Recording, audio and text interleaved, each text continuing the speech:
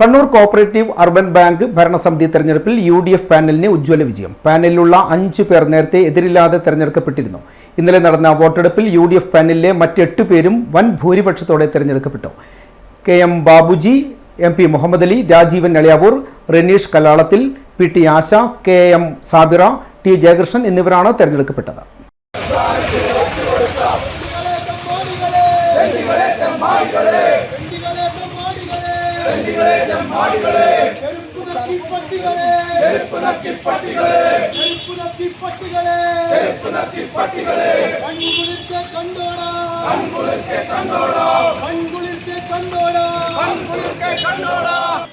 KM Babuji, MP Muhammad Ali, Rajeevan Elayavoor, Renish കല്ലാളത്തിൽ, PT ആശ, KM Sabira, T Jayakrishnan എന്നിവരാണ് തെരഞ്ഞെടുക്കപ്പെട്ടത്.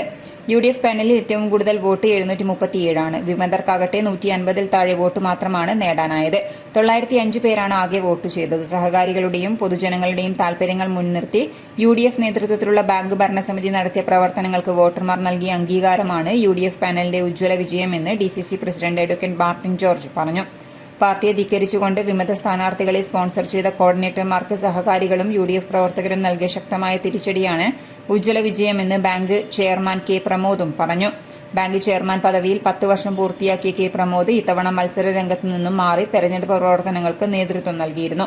നിലവിലെ ഭരണസമിതിയിലെ വൈസ് ചെയർമാനാണ് MP മുഹമ്മദ് അലി. നിലവിലെ director Rajeevan Elayavoor, DCC secretary T Jayakrishnan എന്നിവർ പുതിയ ഭരണസമിതിയിലേക്ക് തെരഞ്ഞെടുക്കപ്പെട്ടു. ഈ മാസം 18-നാണ് ബാങ്ക് ചെയർമാൻ, വൈസ് ചെയർമാൻ തെരഞ്ഞെടുപ്പ് നടക്കുക.